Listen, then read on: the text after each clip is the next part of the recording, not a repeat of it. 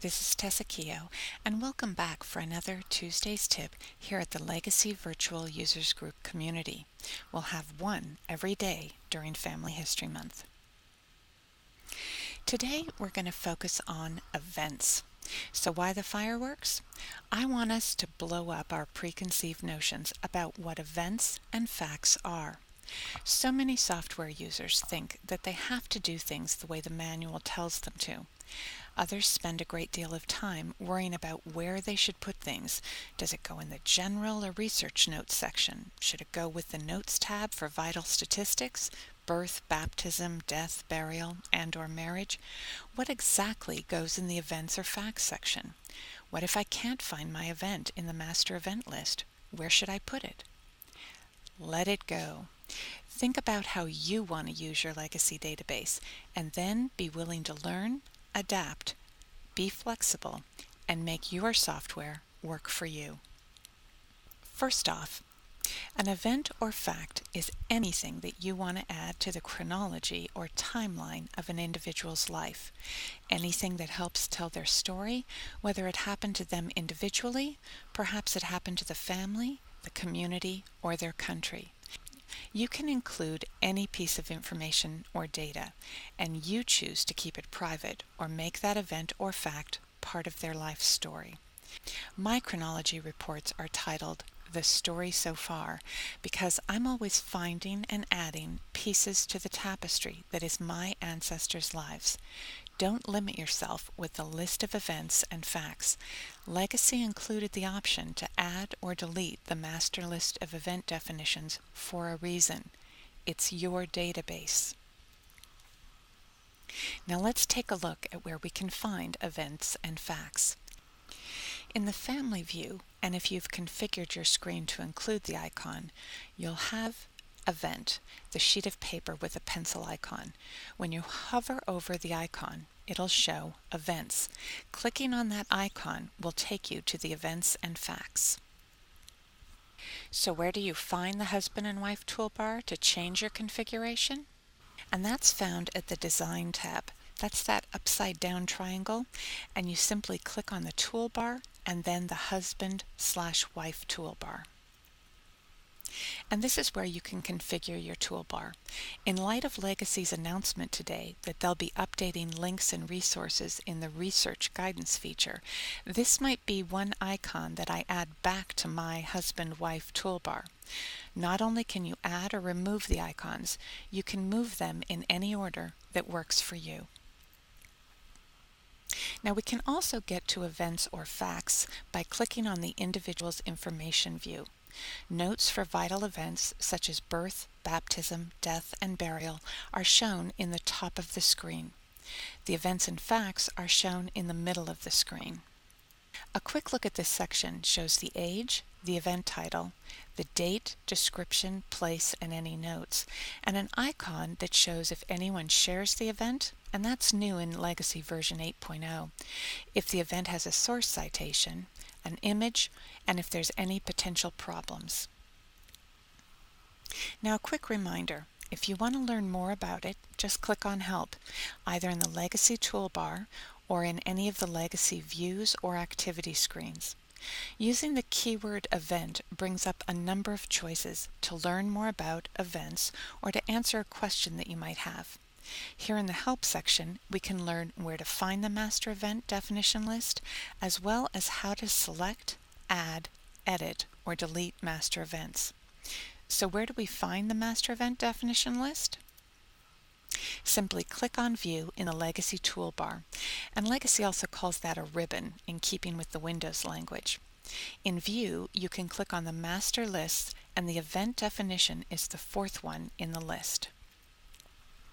Clicking on the master event definition list in my Legacy database shows that I have 97 specific events or facts. On this screen, we can also see a number of things. I've added events and facts, for instance, the 1940 census and Beidebøker, which is a Norwegian farm book, just to name a few. We can also see a number of tabs to the right. We can add a master event, edit a master event, and in Options, a number of additional choices are available. We can also show the list of individuals who use any of these events. We can combine events. Perhaps you've added two versions of the same type of event. This is a simple way to clean up your event list by combining them. And finally, if you need some assistance with this topic, you can always click on Help. Once you click on Options, you can see that you can delete an event definition, tag or untag it, combine, purge any unused ones. Now, I tend to check these manually rather than let the program do it. You can import your master event definition list from another family file, print your list, or set bookmarks. And if you want to learn more about how to do any of these tasks, simply check out Help. Clicking on Help will show the other options for events. One that I use is importing an event name list. Once I've put together my master event list, I import it into any new family files I set up. I have a one name and a one place study that are separate from my personal family file, and when I put together a family file for a friend or a client, I import and make any necessary changes. Now, when cleaning up your event entries by combining duplicates, simply follow these instructions, which are found in the Help section.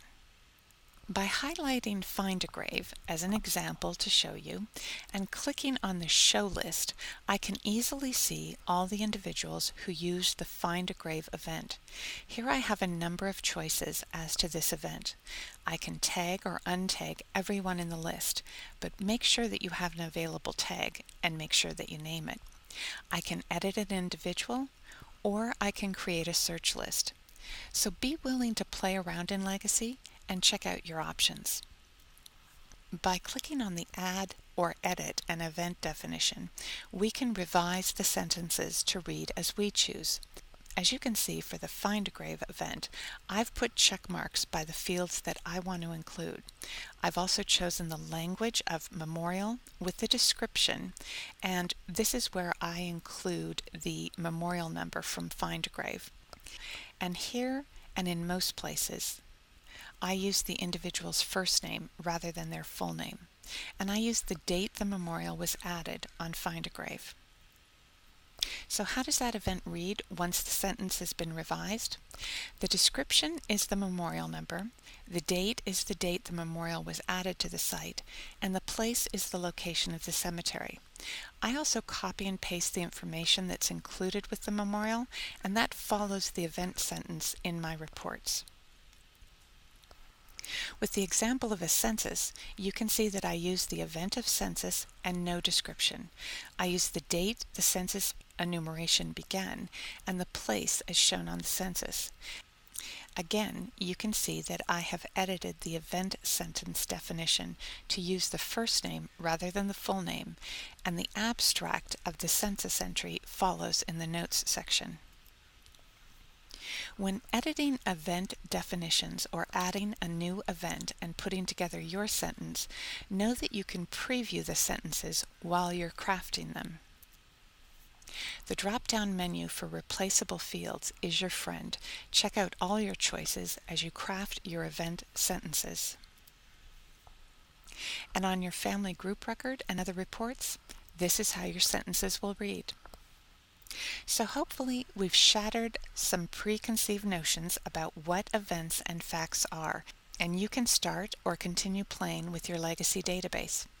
Just have fun, and we'll see you back here tomorrow as we celebrate Family History Month by using the letters of the alphabet to learn more about our Legacy software and features.